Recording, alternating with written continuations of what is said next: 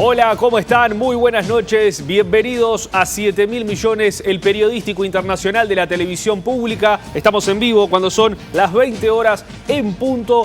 Hoy en un programa donde vamos a hablar de los vecinos. En el primer bloque estaremos analizando a Brasil, cómo avanza el Brasil de Jair Bolsonaro, cómo es la política que está aplicando el presidente de Brasil y qué repercusiones está trayendo dentro y fuera de su país las decisiones que ha tomado hasta ahora Jair Bolsonaro. Ese es uno de los temas. Además, hablaremos de Argentina, donde ya se está llevando adelante la campaña electoral. Mauricio Macri en busca de la reelección, los Fernández con Alberto y Cristina intentando volver, Cristina Fernández, a la Casa Rosada, pero en esta oportunidad en el cargo de vicepresidenta. Esos son los dos temas que tenemos hoy en 7.000 millones. Vamos a arrancar por Brasil, donde la semana pasada la Cámara de Diputados aprobó la reforma jubilatoria impulsada por el gobierno de Jair Bolsonaro. Esto ya ha generado repercusiones, ahora tiene que ir al Senado. Vamos a ver lo que pasaba la semana pasada en Brasil.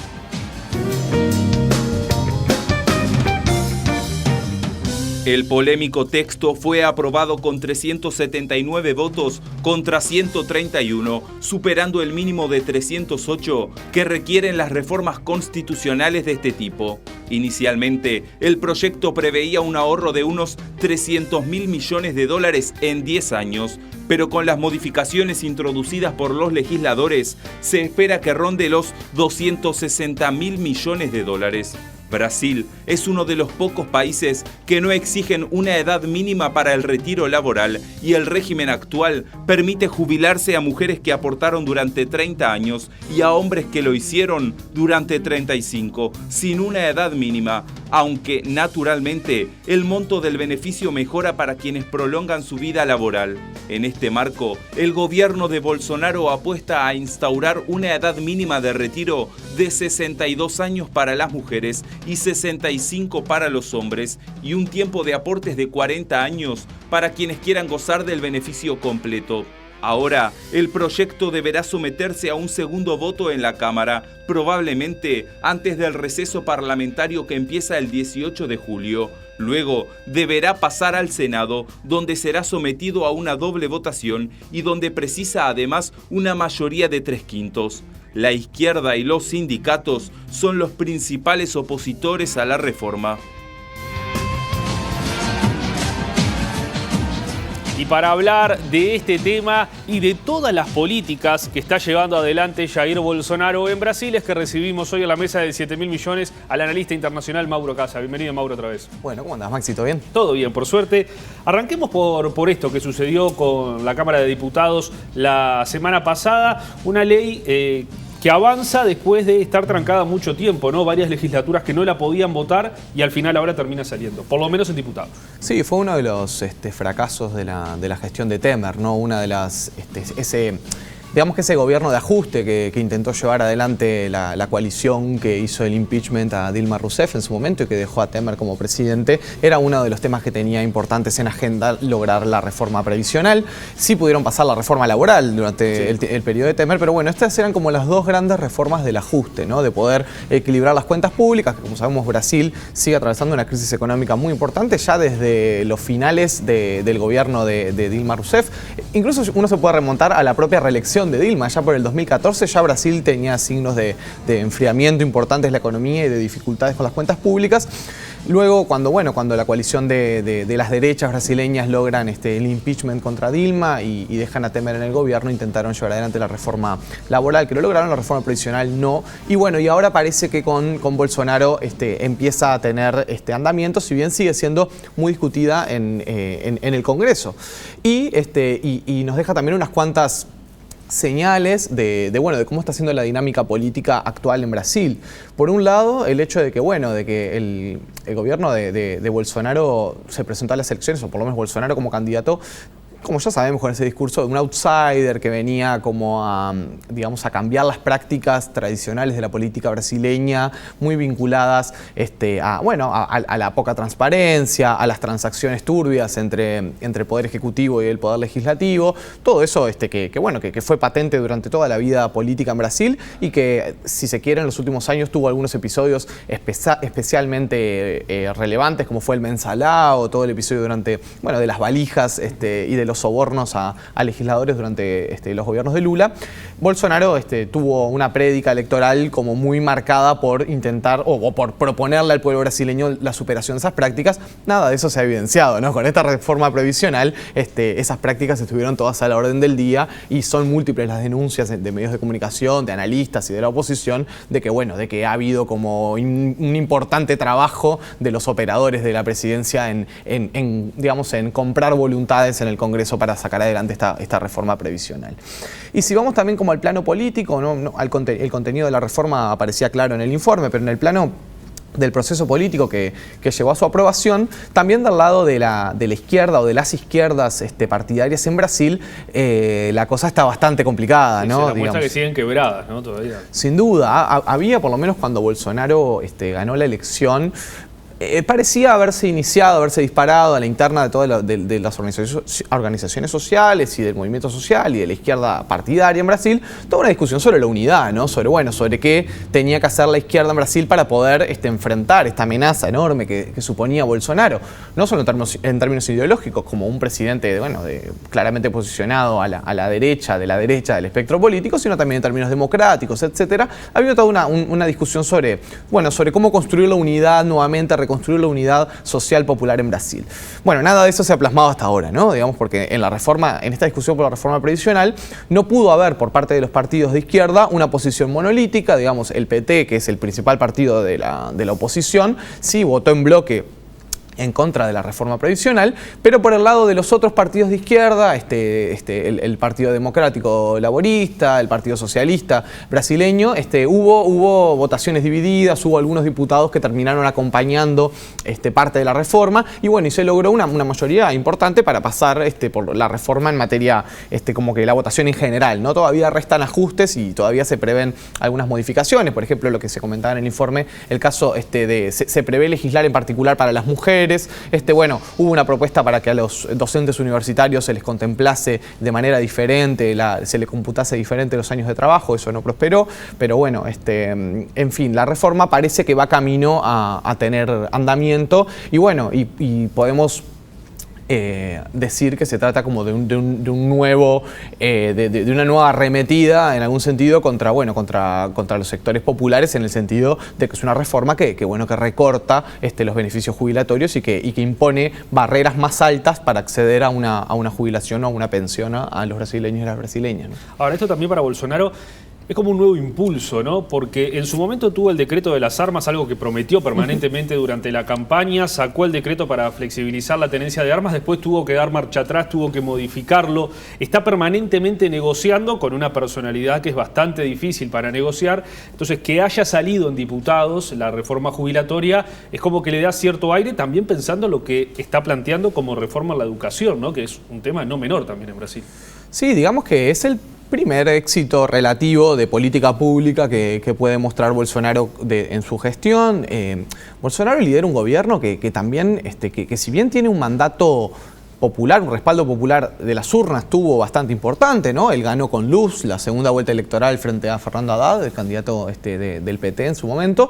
Digamos que es un gobierno muy difícil en materia, es una coalición de gobierno bien complicada, ¿no? Porque Bolsonaro, un año antes de las elecciones, era una figura minúscula del sistema político brasileño. Se decía que las encuestas perdía con cualquiera de los candidatos que pasaran si había un balotaje. Sí, se perdía con cualquiera, que tenía un nivel hasta de desconocimiento muy grande por parte de la ciudadanía. No era una figura como con una trayectoria política muy relevante, ni con grandes apoyos ni sociales, ni políticos, ni partidarios construidos de una manera muy sólida. Digamos que Bolsonaro termina siendo como el resultado, el emergente de un proceso electoral en Brasil tremendamente complejo, en el cual, estuvo signado por la proscripción a la candidatura de Lula, por la debacle de los partidos de centro-derecha en Brasil, que no pudieron lograr una candidatura más o menos atractiva para la población. Entonces, Bolsonaro, digamos que gana las elecciones, pero recibe un mandato bien complicado, que es el de gobernar con el apoyo relativo y bastante a regañadientes de muchos sectores económicos. Podemos decir que, si bien Bolsonaro claramente está ubicado en la derecha del espectro político en Brasil,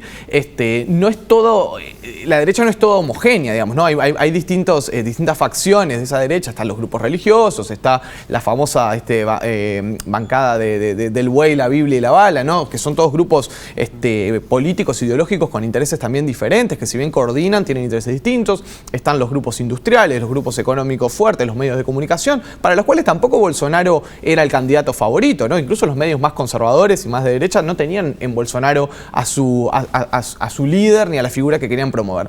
¿Por qué digo todo esto? Para decir que, a ver, Bolsonaro, si bien gana las elecciones, forma un gobierno en el cual le da posiciones preponderantes a los militares, le da posiciones preponderantes a los grupos evangélicos. Así todo, tiene que construir una mayoría para gobernar en el Congreso que no la tiene nada fácil, ¿no? Él tiene un partido muy pequeño, un partido que no representa una mayoría muy sustantiva ni puede formar una mayoría propia en el Congreso, y tiene que convencer de gobernar con él, bueno, a grupos de la derecha más tradicional, de la centro derecha o partidos hasta de centro, que no acompañaron a Bolsonaro en la segunda vuelta, ¿no?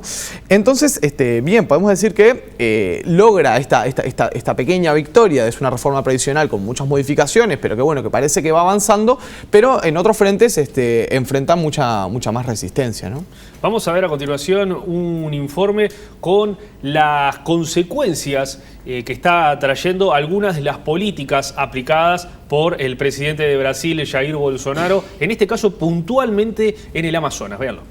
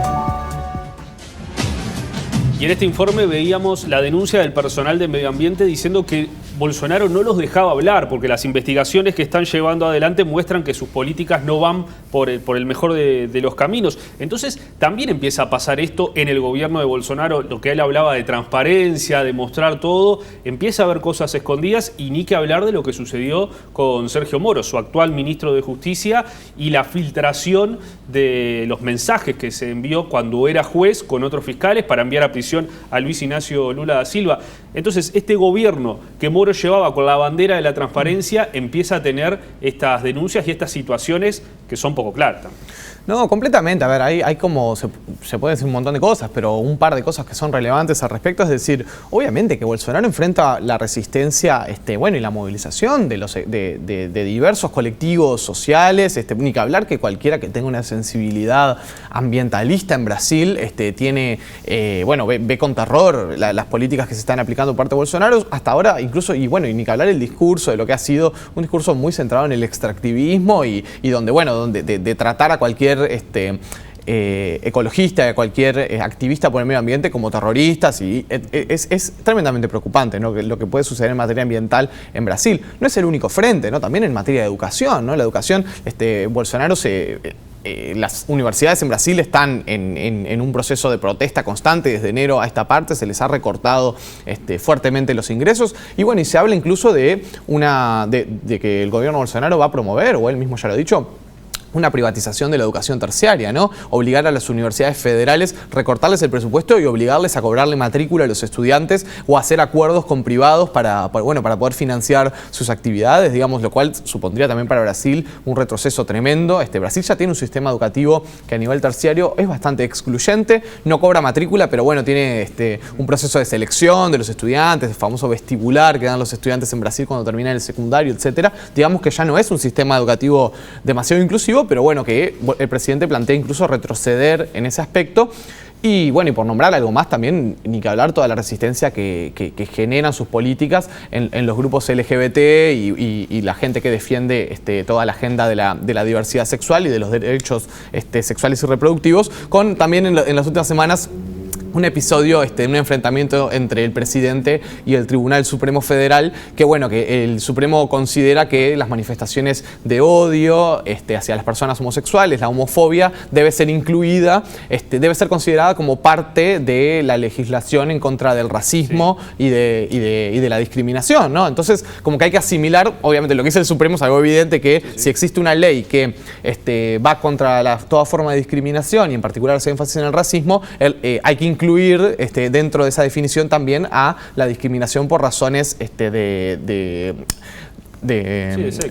ahí va, exactamente, de elección sexual. Entonces, en ese sentido, el presidente ahí también salió a polemizar contra el Poder Judicial y a decir que el judicial se estaba extralimitando y estaba intentando legislar en vez de aplicar la ley, y que bueno, incluso con un discurso bastante lamentable donde hablaba de que estaban perjudicando a los propios homosexuales de esa manera, porque si la ley protegía a los homosexuales contra la discriminación, nadie les iba a querer dar trabajo, porque la gente iba a tener miedo de darle trabajo y que después les hicieran juicio por si hacían un comentario o lo que sea. Todo un discurso terrible, en el cual sirve como para ilustrar el hecho de que bueno, el presidente enfrenta una oposición muy importante, como decíamos en el espacio anterior, no las tiene todas consigo en materia de la derecha política, de la derecha conservadora brasileña, donde hay importantes diferencias y donde tiene que tejer una coalición que le cuesta mucho, por su propia personalidad también y por sus propias incapacidades políticas y falta de experiencia. Y del lado izquierdo, bueno, sí, tiene grupos y movimientos sociales que están ejerciendo una importante resistencia, ¿no? Y el hecho puntual de lo que le está sucediendo con Sergio Moro, ¿cuánto le puede repercutir? Porque hasta ahora él se ha mostrado muy tranquilo, lo ha respaldado y no... Sí, y Moro no ha hecho declaraciones, ¿no? Lo cual sorprende, ¿no? Porque ante el Senado, nada más. No, y aparte porque Moro, cuando era juez, nada menos que juez, tenía una presencia mediática impresionante y una visibilidad pública que rozaba con lo absurdo para una persona que tenía que dar al menos la imagen de imparcialidad y neutralidad del Poder Judicial, y ahora que es ministro está intentando pasar por abajo del radar, porque las denuncias de Intercept Brasil, de quien digamos que hablan de lo que fue todo el proceso de la encarcelación de Lula y todo el proceso que terminó con Lula preso, son como muy flagrantes, ¿no? Hay audios, hay un montón de evidencia que marca, bueno, que hubo una suerte de confabulación entre Moro y otros operadores del sistema judicial y del sistema político para mantener a Lula preso y no permitirle presentarse a las elecciones del año pasado. Y ahora, en este momento, hay una comisión de Constitución en el Senado que está discutiendo este tema, en la cual se presentó a dar su versión Greenwald, que es el periodista que lleva adelante la iniciativa Intercept en Brasil, y donde denunció hechos gravísimos, ¿no? Denunció que el gobierno estaba persiguiendo a la revista Intercept, le estaba mandando el ministro de Hacienda de manera constante a inspectores, como si yo dijera, de la dirección impositiva de Brasil, para tratar como de impedir la actuación, de buscar como alguna cuestión impositiva para impedirle la actuación a la propia revista, y bueno, y todo temas que hablan de una enorme debilidad del Estado de Derecho en este país y de una protección que recibe el hoy ministro Moro frente a estas acusaciones de las cuales no se ha defendido, ¿no? Vayamos a la política internacional de Bolsonaro, porque estamos en un momento muy especial, el fin de las negociaciones entre el Mercosur y la Unión Europea, un Bolsonaro que en su momento se mostró en contra, que ahora se acercó a Macri y se muestra a favor, que en estos días va a recibir la presidencia pro tempore del Mercosur, Argentina se la va a entregar a Brasil, y el hecho de que Tabaré Vázquez es el único presidente del Mercosur con el que Bolsonaro aún no se ha reunido. ¿Qué puedes decirnos vos sobre la política exterior que está aplicando Bolsonaro?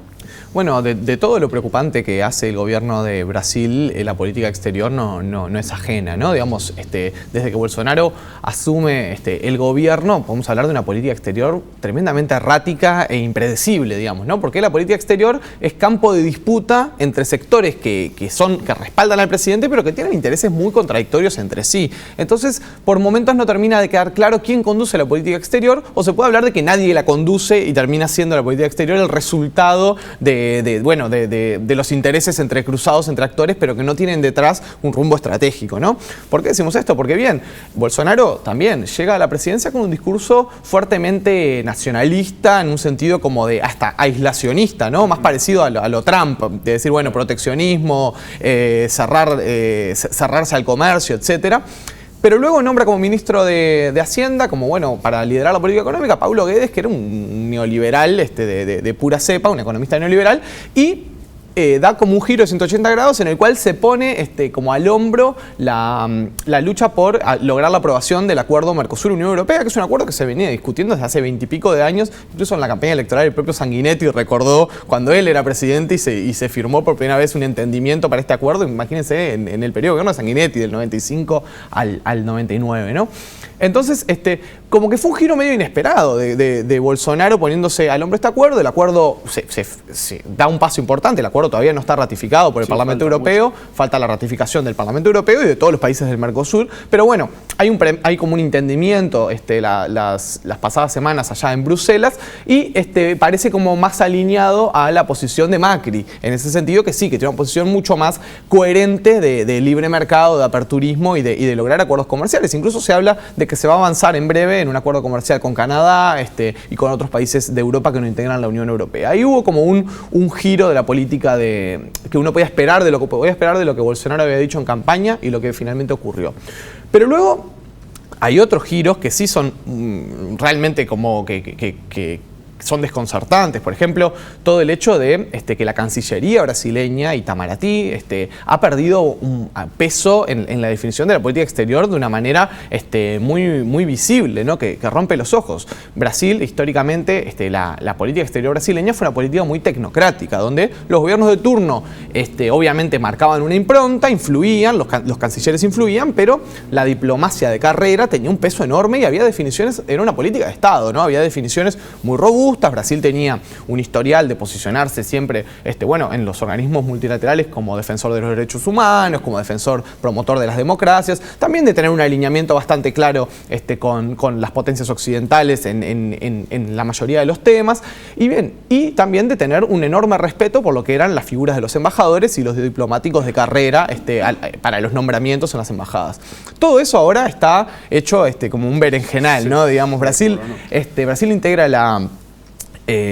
integra el Consejo de Derechos Humanos de las Naciones Unidas desde el 2017, desde antes que Bolsonaro sea presidente, pero bueno, desde que Bolsonaro es presidente no se sabe, nadie sabe qué esperar de la participación de Brasil en ese consejo, porque ha tenido posiciones tremendamente polémicas, por ejemplo, de acompañar algunas enmiendas que han propuesto países con escasa tradición democrática o que tienen gobiernos fundamentalistas islámicos, por ejemplo, en temas de derechos sexuales y reproductivos, en temas de educación sexual. Por ejemplo, hace un tiempo atrás, en una cuestión consignaba hoy La Diaria que tenía que ver con el matrimonio de niños y niñas, que es una triste realidad en muchos países del mundo.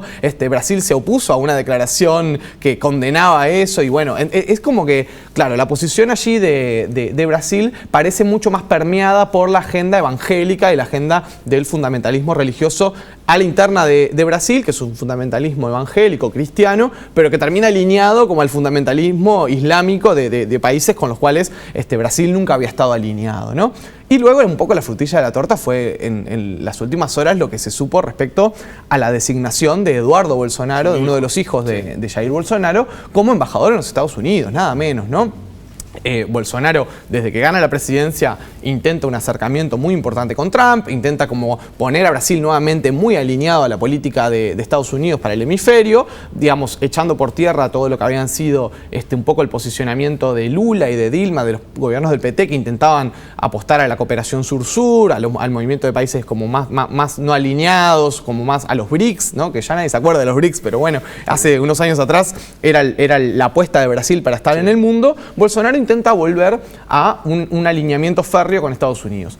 Hasta ahí, bien, la posición de Bolsonaro. Ahora, esa posición parecía tremendamente contradictoria con el hecho que desde abril Brasil no tenía embajador en los Estados Unidos, ¿no? Bolsonaro declaraba que Estados Unidos era el principal aliado de Brasil en el mundo, pero como que había descuidado ese país al punto de que no tenía embajador designado. Y era como un rumor que muchas personas, muchos analistas, juristas, se lo tomaban como hasta un chiste, que Bolsonaro estaba esperando que su hijo cumpliera 35 años, que la edad legal para ser embajador, que no designaba embajador porque estaba a la espera de poder designar a Eduardo Bolsonaro como embajador. Y ese chiste se materializó, digamos, ¿no? En las últimas horas, el mismo día que Eduardo Bolsonaro cumplía 35 años, Jair Bolsonaro, el presidente, hace pública su intención de designarlo embajador en los Estados Unidos con algunos argumentos que son... Sí. También increíbles, ¿no? Completan el chiste. Sí, que completan, exactamente, terminan con la burla, que era como decir, bueno, que Eduardo Bolsonaro tenía las credenciales para ser embajador porque, porque se llevaba muy bien con los hijos de Trump, porque hablaba bien en inglés y también manejaba el español, y eso en Estados Unidos era muy importante, y, razones de ese tipo, ¿no? Que, ni que hablar que para una plaza tan importante como ocupar la embajada de Estados Unidos, para un país del tamaño y de la importancia geopolítica que tiene Brasil, son credenciales más que escasas, y hay un revuelo muy grande en el cuerpo diplomático. Y los analistas, los juristas, que dicen que claramente es un acto de nepotismo descarado, y que Eduardo Bolsonaro no tiene nada que ir a hacer a esa embajada. Así que nada, sirve también como una perla más en este collar, que lo que da cuenta es de una tremenda incoherencia que se puede explicar en parte por la falta de capacidades y de preparación que tiene el presidente y quienes lo rodean, pero esa explicación no me deja del todo satisfecho. Yo creo que también lo que hay, la incoherencia es el producto de las contradicciones en las bases de apoyo que tiene el presidente, ¿no? Es un presidente es un presidente de derecha, pero una derecha que no es homogénea, que tiene contradicciones enormes. No son los mismos los intereses de los industriales de San Pablo con los intereses de los grandes terratenientes del norte y de la Amazonia, no son los mismos los intereses de la bancada evangélica que los intereses de los neoliberales que cooptan el Ministerio de Hacienda. Digamos que en ese juego es y ni que hablar de todo el poder militar que viene tomando una presencia enorme en las escuelas, en la educación, en todas partes. Y bueno, el resultado de ese guiso, digamos, es esta política exterior tan errática, ¿no? Mauro, muchas gracias por estar nuevamente hoy con nosotros acá en 7.000 millones. No, el gusto es todo mío. Y bueno, y un saludo a Álvaro, que no nos pudo acompañar hoy, ¿no? Es verdad, le mandamos un fuerte abrazo a Álvaro. Y nos vamos a ir a la pausa con una recomendación que nos llega de Adriana Otten. Y nos dice que hay que ver el documental en Netflix, que es verdad, es muy bueno, Al filo de la democracia. Este documental que habla sobre el impeachment a Dilma Rousseff, lo que sucedía antes, el impeachment y lo que sucedió después. Está en Netflix, lo pueden ver, Al filo de la democracia. Breve pausa y ya seguimos con 7.000 millones. Vamos a hablar de la campaña electoral en Argentina.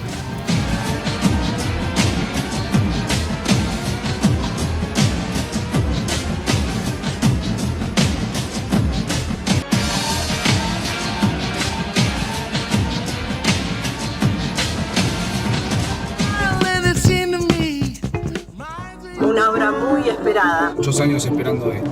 Hacía muchísimos años. Hace 10 años. Después de tantos años. De muchos años. Que hace 20 años. Después de unos cuantos añitos. Que hace 20 años. Arranca después de 7 años. Hace más de 10 años. Por fin, años para hacer esta obra. Imagínense lo que vamos a lograr en los próximos años, con un poco de viento a favor y ya habiendo construido las bases. Mauricio Macri, Miguel Ángel Pichetto, precandidatos a presidente y vicepresidente de la Nación. Lista 135A, Juntos por el Cambio. Te siguen pidiendo que aguantes, que hagas más sacrificios. Que si tenés una pyme, que te reconviertas. Te piden que si no llegas a fin de mes, te la banques. Que si te sacrificas, algún día lo bueno va a llegar. Y vos sabés que no es así. Sabés que tu esfuerzo tiene que valer hoy no un día que nunca llega. Y que tener trabajo debe ser lo normal y poder darte un gusto también. Porque un gobierno está para ocuparse de vos y nosotros lo vamos a hacer. Porque te escuchamos, tenemos la fuerza para cambiarlo. Y queremos lo mismo que vos, un futuro para el país, un futuro para todos. Alberto Fernández, Cristina Fernández de Kirchner, precandidatos a presidente y vicepresidentes de la Nación, todos, lista 136, celeste y blanca.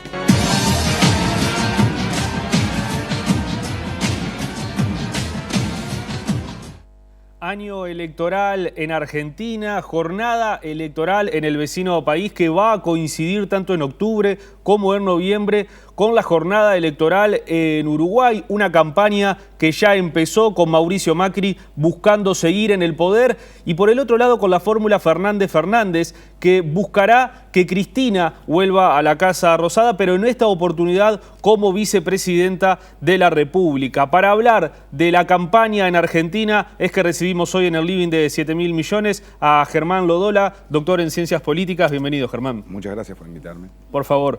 ¿Cómo se fue armando esta campaña en Argentina? Cristina que queda como vicepresidenta, la movida de Macri también con su vicepresidente. Bueno, por ahí para responderlo retomaría un poco cómo quedó la situación después del triunfo de Macri en el 2015 y de Cambiemos en el 2017, que había dejado un peronismo bastante dividido. Recordemos que en esas dos elecciones el peronismo se presentó con 3 candidaturas diferentes o con 3 espacios diferentes. Uno de esos espacios era el kirchnerismo y Cristina había decidido abandonar el peronismo y fundar un nuevo partido. Entonces la verdad que las elecciones marcaban un escenario, en mi opinión, de mucha fortaleza del gobierno, un gobierno, digamos, que tenía su coalición electoral con el radicalismo bastante aceitada y sus disputas internas, que sobre el final del 2018 y comienzo del 2019 aparecieron, bastante resueltas. Mientras que por otro lado tenías el peronismo en una situación de disgregación y falta de coordinación entre las élites, ¿no? Al tiempo que el votante tradicionalmente peronista había seguido a algunos candidatos peronistas, pero también un grupo de esos votantes habían apoyado a Cambiemos en esas dos elecciones. Entonces, dicho de otra manera, digamos, el escenario era un escenario muy complejo para el peronismo porque debía unir élites arriba, digamos, y suturar de alguna manera esa fractura que existía en sus votantes. En ese sentido, creo que la estrategia, digamos, del kirchnerismo fue una estrategia bastante inteligente. Cuando digo estrategia, digo relegar a Cristina a segundo plano y no solo eso, sino que incorporar a las figuras del masismo y del randacismo, que no era tan importante, pero que era significativo, que le permitía hacer dos cosas. En primer lugar, ordenar el territorio de la provincia de Buenos Aires. Recordemos que Argentina es un país donde la política es muy territorial, y los intendentes, sobre todo el conurbano bonaerense, de extracción peronista, controlan mucho ese territorio. Entonces, básicamente la estrategia del kirchnerismo o de Cristina fue la siguiente: correrse ella a un segundo plano con la vicepresidencia y proponerle la presidencia a una persona que lo que fundamentalmente tiene es diálogo con los sectores de poder en Argentina. Un canal de diálogo con los sectores del poder que el kirchnerismo había, digamos, un poco empiojado en sus últimos años de gobierno. Y por otro lado, garantizarle a los intendentes del conurbano que sus candidaturas no iban a ser disputadas. Entonces el kirchnerismo no construyó listas paralelas para la elección de los intendentes. Cada uno de los intendentes peronistas que están en el poder van por la reelección y a cambio de eso tratar de participar más el kirchnerismo en las listas de concejales municipales en esos distritos. Entonces yo diría, por el lado del peronismo, del peronismo-kirchnerismo, es una estrategia bastante integral y queda verse todavía qué pasa en su vínculo con los gobernadores. O sea, una cosa es la provincia de Buenos Aires y otra cosa es a través de los gobernadores. ¿La idea cuál era? Bueno, generar mecanismos de vinculación con Cristina en el Senado y Alberto Fernández dialogando con estos gobernadores, y yo creo que la respuesta de Macri es una respuesta a este escenario. O sea, convocar a Pichetto como candidato a vicepresidente, me parece que tiene dos objetivos. El primer objetivo, relacionado con esta construcción territorial que yo armaba, es una ambulancia que recolecta al peronismo dañado, o a los peronistas dañados, del acuerdo Massa-Cristina-Alberto, ¿no? Y en segundo lugar, Pichetto fue el articulador durante los 12 años del kirchnerismo en el Senado de la política de los gobernadores. Entonces, en segundo lugar, me parece que es una muy buena estrategia, Es un gesto del gobierno hacia los gobernadores diciéndoles, hay un canal de diálogo abierto con ustedes, ese canal es Pichetto, ustedes ya lo conocen. Entonces, elijan ustedes, ¿con qué prefieren convivir? ¿Con una Cristina fuerte, ganadora, o con un Macri más débil, con llegada del peronismo, que además le resuelve un poco la disputa interna que tiene Macri con sectores del PRO, que vienen del peronismo y le reclamaban a Macri esa apertura, y decirle a los gobernadores, si no quieren jugar a fondo en la elección, pueden jugar a media máquina porque tienen una opción B. Claro. ¿No? En el gobierno también hay un peronismo dispuestos a escucharlos, claro. Entonces tienen la opción A y la opción B. En ese sentido me parece que es una estrategia muy inteligente de parte del gobierno, ¿no? ¿Y cómo llega la figura de Macri golpeada por la situación económica del país y la figura de Cristina golpeada por la situación judicial puntualmente de ella? Es una situación compleja, digamos. Yo creo que Macri es probablemente el presidente de la historia de la democracia argentina desde el 83 a esta parte, el presidente con menor imagen positiva que va por la reelección. No me sorprende de todas maneras que vaya por la reelección. En Argentina los partidos políticos son muy verticales, o las agrupaciones políticas son muy verticales. Son partidos de líderes, digamos, ¿no? Y el macrismo o el PRO es claramente un invento de Macri. Entonces es muy difícil pensar que Macri no iba a ser candidato, ¿no? Independientemente de su gestión. Una gestión que por otra parte es muy protegida, diría yo, y esto le permite tal vez ser candidato a la reelección, por dos frentes. Uno es el frente mediático y otro es el frente internacional, ¿no? La candidatura de Macri es una candidatura alentada, digamos así, por los grandes medios de comunicación en Argentina, y por otra parte, la gestión del gobierno de Macri es una gestión muy mala económicamente hablando, está muy sostenida por desembolsos de dinero que hace el Fondo Monetario Internacional. Entonces, estos dos escenarios le permiten controlar la economía y no visibilizarse como un candidato no deseable frente a los medios de comunicación. Por otro lado está el caso de Cristina, digamos. Cristina probablemente llegue algo golpeada por los bueno, algunos casos aceptables y otros, en mi opinión, no tanto. O no en las instancias en las que se está trabajando en la justicia. Es una candidata que puede llegar golpeada, pero no es una candidata que necesita el 60% de los votos, ¿no? Es una candidata que necesita el 45% de los votos. Entonces a mí me parece interesante la imagen que dio Cristina, ¿no? No solo una imagen de moderación, sino ella tiene una frase muy importante, creo yo, y que grafica su estrategia a partir de esta supuesta debilidad, cuando presenta su libro, sinceramente, que ella dice, la coalición que gobierne tiene que ser mayor que la coalición que gane las elecciones, ¿no? Entonces, yo creo que Cristina, el pensamiento de Cristina es, en la lista tengo que estar, porque eso tracciona mucho voto, sobre todo voto joven, del conurbano bonaerense y pobre, por decirlo de alguna manera, y mi presencia en la boleta, eso lo tracciona y se lo puedo dar a cualquier candidato, digamos, se lo puedo delegar a cualquier candidato. Y por otro lado está esta, digamos así, estrategia de llamar la atención sobre la necesidad de que no va a ser un gobierno monolítico, como fue el kirchnerismo, probablemente en su segundo mandato, sino que va a ser un gobierno más amplio y que hay espacio para la disidencia y para otros sectores. Entonces yo creo que esa es la estrategia de ella, de fortalecerse a partir de la debilidad. Todo esto condicional a que el kirchnerismo se asienta sobre la provincia de Buenos Aires. O sea, gane la nación o no gane la nación, la clave para la supervivencia política del kirchnerismo es ganar la provincia de Buenos Aires.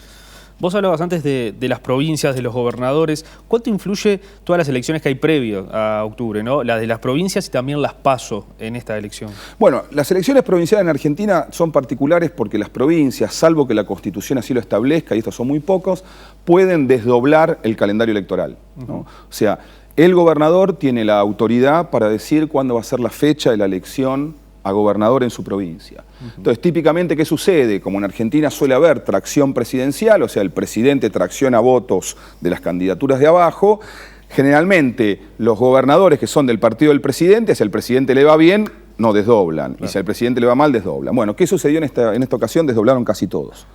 Los propios y los ajenos. Los propios para no quedar pegado a la figura de Macri y los ajenos para despegarse del triunfo de Cristina. Yo soy, no sé, por ejemplo, gobernador de Formosa, soy peronista, ¿por qué desdoblé? Porque gano solo, no gano. Entonces Cristina, si llegara a ganar, no me tiene que decir, vos ganaste porque yo traccioné. ¿Esto qué generó? Digamos, bueno, que los gobernadores ya mayormente resolvieron su situación electoral. Y esto es una novedad en Argentina, por lo menos en esta magnitud.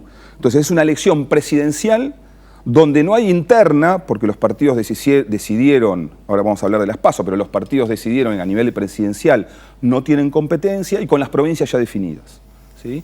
Entonces, para decirlo de alguna manera, la primaria obligatoria, que son estas PASO que nosotros tenemos en agosto, típicamente servían para un fin, que es depurar la cantidad de listas partidarias a diputados nacionales que se presenten, porque hay un umbral de 1,5% que tienen que pasar.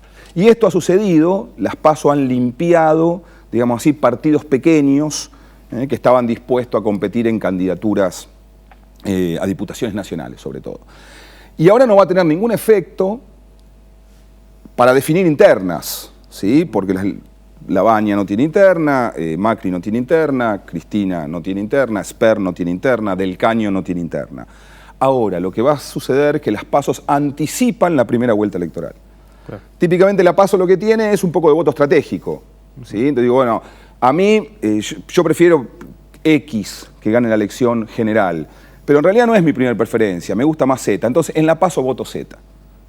Y hago una especie de, ¿no?, digamos, de voto de pertenencia y el voto estratégico lo hago en la general. Yo creo que todo esto se anticipa y creo que va a haber muy poco espacio para un voto de pertenencia, digamos así, va a haber mucho más voto estratégico. Entonces es posible que esta PASO anticipe la primera vuelta. Si esto es así, la primera vuelta, alguien de estos dos va a llegar al 45%, creo yo, que es lo que se necesita para no tener una segunda vuelta en Argentina. Recordemos que el balotaje en Argentina es 45 o 10 de diferencia. Entonces, es probable que en esta PASO la elección presidencial sea una elección de 30 y largos para el primer competidor, pero eso está anticipando que en la elección siguiente va a haber 40 y pocos para la primera minoría. Entonces yo estimaría que una segunda vuelta no sé si es necesario. No es tan seguro en Argentina como acá en Uruguay sí se habla que va a haber segunda vuelta. En Argentina se puede liquidar todo en octubre. Yo creo que se puede liquidar todo en octubre y además la segunda vuelta vendría después de la elección en la provincia de Buenos Aires. Entonces la elección de la provincia de Buenos Aires no es una señal menor en esta elección. Si llegara a haber una segunda vuelta, es difícil pensar que el que ganó ya la primera... Claro. Mejor dicho, en octubre ya ganó la provincia de Buenos Aires, pierda en una segunda vuelta la elección nacional, ¿no? Claro. Y en este contexto, ¿cuánto influyen los medios? No solo por lo periodístico, sino que también lo veíamos en las imágenes, ¿no? Los programas de entretenimiento han influido mucho en la política argentina también. Yo diría dos cosas ahí. Diría, respecto de los medios de comunicación y, vamos a ponerlo así, el periodismo político, yo creo que Argentina está atravesando un momento complejo, cuanto menos complejo, ¿no? Y es que hay una disposición, digamos, muy marcada de los grandes medios y los conglomerados mediáticos a hacer campaña, yo diría casi explícita, en favor de uno de los dos competidores más importantes. Por supuesto que esto ha sucedido y sucede en muchos lugares del mundo. La diferencia que yo veo en Argentina es que es muy claro el alineamiento de los medios más poderosos y el periodismo político más poderoso respecto de la candidatura de Macri. Un dato adicional, TN transmite en directo el juicio a Cristina Kirchner. La última vez que se transmitió un juicio político en directo a Argentina fue en 1989, con el caso de María Soledad Morales en Catamarca, una chica asesinada por el poder político de la provincia. Entonces lo que digo es, hay ciertas irregularidades, ¿no? Digamos, ves las tapas de Clarín, las tapas de La Nación, qué sé yo diría, ahí hay poca neutralidad y el gobierno está muy blindado mediáticamente. Eso por un lado. La otra cosa que vos me preguntás, yo creo que los programas de entretenimiento han sido catapultadores de algunas figuras en los últimos años, tal vez el caso de Narváez en la provincia de Buenos Aires.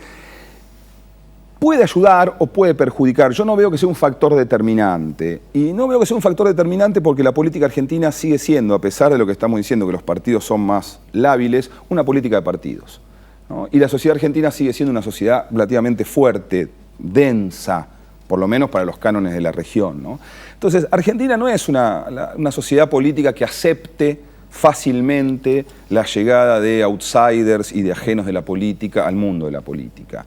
No solo porque lo tienen que hacer a través de un partido, sino porque la sociedad argentina no es El Salvador, ¿no? Donde una figura mediática de un día para el otro dice, bueno, salgo de la sociedad y entro en la política, y la política lo recibe como si fuera uno más.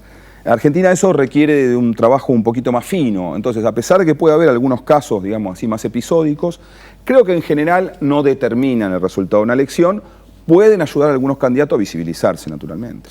Y eso que hablabas vos de la famosa grieta que hay, ¿no? Y que está marcada en los medios. Los medios también no se mediatizan y a veces pierden seriedad y capaz que vos estás viendo un programa periodístico, pero el contenido no es seriamente periodístico. Estamos y eso de acuerdo, también influye. Sí, definitivamente. Yo creo que, digamos, para decirlo de alguna manera, la profesión del periodismo político en Argentina se ve afectada, la calidad de la profesión del periodismo político en Argentina se ve afectada. Por supuesto que hay periodistas que hacen análisis riguroso, serio y no partidario, digamos así, ¿no? Pero hay algunos otros programas que son, yo diría, los programas de prime time en Argentina, bueno, que es muy difícil ver que ahí haya en realidad un intento por entender cómo está funcionando la política y es más una actividad partidaria, diría yo, ¿no? Y el argentino, cuando consume estos medios de comunicación, ¿sabe que está consumiendo eso? Cuando ve una placa de crónicas, ¿no? Sabe que, bueno, se puede entretener con eso o que lo puede ver desde cierto lugar, pero después a la hora de votar, ¿se deja influir por esos medios sesgados? Yo creo que en esta elección eso va a suceder, ¿no? ¿Por qué? Por el tenor de ese sesgo. O sea, ¿cómo se está generando ese sesgo? Ese sesgo se está generando en términos de campaña negativa, ¿no? O sea, vos podés generar un sesgo proposicional, positivo, y decir, bueno, esta es la figura política que va a sacar el país adelante porque tiene un proyecto. Y eso es campaña positiva, digamos, ¿no? Y los medios en Argentina están tomando otra decisión, que creo que puede tener más influencia sobre el electorado, que es identificar sobre todo a uno de los competidores con el mal, ¿no? Lo irreconciliable, el fracaso de los últimos 70 años. Entonces, esa campaña negativa yo creo que puede penetrar, digamos, dentro de algunos segmentos del electorado dispuestos a escuchar eso. Entonces me parece que el gobierno tiene capacidad todavía de competir en buena medida gracias justamente a esta campaña negativa que algunos medios de comunicación le proveen, ¿no? Y en las redes sociales, porque Macri anuncia a su vicepresidente en Twitter, Cristina ha hecho comunicados oficiales en Facebook. ¿Cuánto pueden influir las redes sociales en esta Los que campaña? saben del tema dicen que es más microclima eso, ¿no? Ajá.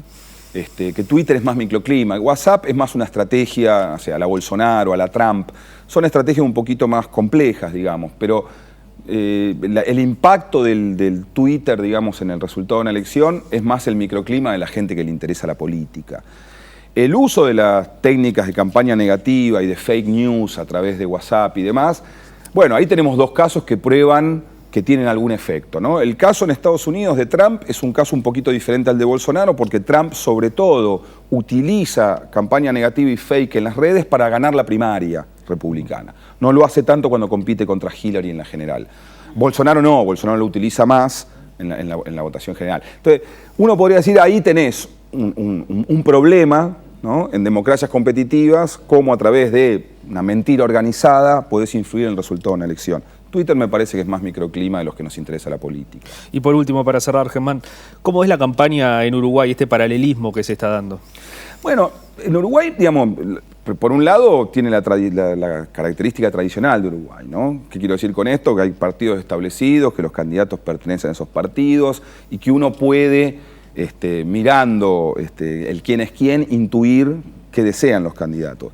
Creo que hay algunas expresiones novedosas, ¿no? Digamos, de estos outsiders de la política, que no es propiedad del caso uruguayo, ¿no? Hoy la política requiere de recursos económicos, entonces es posible, digamos, que una persona con recursos económicos esté dispuesto a gastar una suma considerable en una campaña para instalarse hacia futuro o incluso para ganarla, digamos. Pero bueno, en ese sentido por ahí me parece más interesante de la interna en Uruguay, las internas adentro de cada una de las fuerzas políticas, ¿no?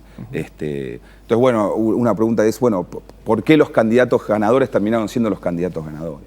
Pero me parece que no hay, yo veo que los uruguayos están como medio obsesionados, como hay mucha novedad. Yo no sé si hay tanta novedad. Visto desde afuera me parece que es la política tradicional uruguaya con algunos retoques del momento, que esto es personas con recursos que hacen política. Germán, muchísimas gracias por estar hoy con nosotros en 7.000 millones. Muchas gracias por la invitación. Un placer tenerte. Breve pausa y ya venimos con el cierre de 7.000 millones por la pantalla de Televisión Nacional.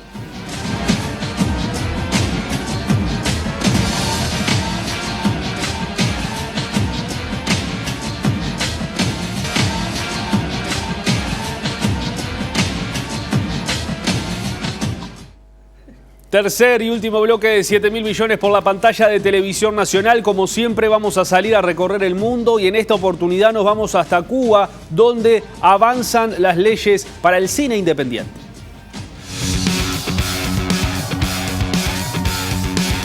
El gobierno de Cuba emitió un decreto que legaliza la industria cinematográfica independiente del país en un movimiento que debería facilitar la producción, aunque los críticos dijeron que no logra resolver los problemas de censura y distribución. Hasta ahora, los cineastas independientes de Cuba tuvieron que luchar para que sus proyectos se realicen debido a la falta de reconocimiento legal, y aunque sus obras a veces ganaron premios en festivales de cine en el extranjero, carecieron de distribución en su propio país. El gobierno anunció que a partir del 23 de agosto, una nueva ley aprobará la figura del creador audiovisual y cinematográfico como artista independiente y creará un Fondo Nacional de Películas. Si bien la industria cinematográfica de Cuba acogió con satisfacción la noticia, muchos advirtieron que aún está por verse cómo se implementará. En un país controlado por la Revolución de la Izquierda de 1959, el Instituto de Cine Cubano tuvo mucho tiempo para producir y financiar películas, pero los cineastas comenzaron a trabajar de forma independiente en la década de 1980 gracias a la nueva tecnología. La mayoría de los cineastas cubanos trabajan ahora fuera de las instituciones estatales, diciendo que les da más libertad creativa y que las autoridades lo toleran en cierta medida. Su limbo legal, sin embargo, creó problemas para obtener permisos para filmar en espacios públicos o para importar equipos. También es difícil obtener financiamiento, ya que muchos fondos de películas extranjeras otorgan dinero solo a proyectos de una compañía de producción legalmente reconocida con una cuenta bancaria corporativa. La nueva legislación también creará 3 nuevas licencias para el sector privado para aquellos que trabajen en proyectos de películas independientes: operador de equipos de películas, desde iluminación hasta drones, director de casting y asistente de producción. Los críticos dijeron que era problemático que el departamento ideológico del Partido Comunista continuara vetando las películas que se muestran en Cuba. Y ahora nos vamos hasta Estados Unidos, más precisamente a Nueva York, a Legoland, para ver la recreación del desfile Pride hecho con miles de ladrillos Lego.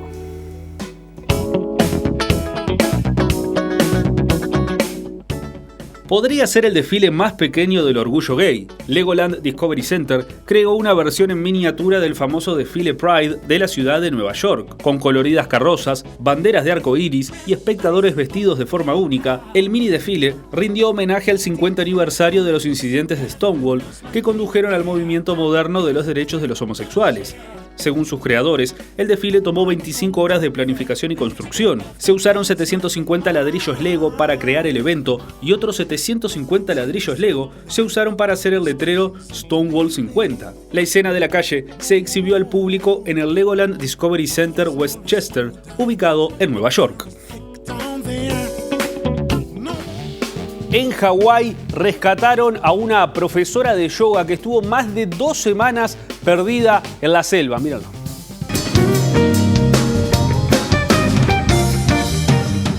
Una excursionista que fue rescatada después de pasar 17 días perdida en un bosque hawaiano se reunió con su comunidad de Maui en una fiesta de bienvenida a casa. Amanda Eller llegó en una silla de ruedas, pero parecía estar de buen humor cuando saludaba a los invitados. Los rescatistas encontraron a la instructora de yoga en la reserva forestal Makawao de Maui. La mujer se perdió cuando se adentró en la reserva, que cubre más de 2.000 hectáreas. Amanda sobrevivió bebiendo de los arroyos y comiendo plantas. La encontraron desnutrida, sin zapatos, con una pierna rota y con los meniscos de una rodilla rotos. También tenía quemaduras de sol y raspaduras. Llegamos al final de este programa de 7.000 millones. Les recordamos que la repetición es el domingo a las 11:30 de la mañana y que a partir de mañana pueden ver este y todos los programas de las 4 temporadas de 7.000 millones en el canal de YouTube de Televisión Nacional y también en la videoteca de TNU. Nos vamos con música, en esta oportunidad con una banda que se llama The Cybertronic Spree e interpretan uno de los temas más famosos de Led Zeppelin, Immigrant Song. Con la música de ellas nos vamos y nos reencontramos el próximo lunes a las 20 horas por la pantalla de Televisión Nacional. Gracias por estar.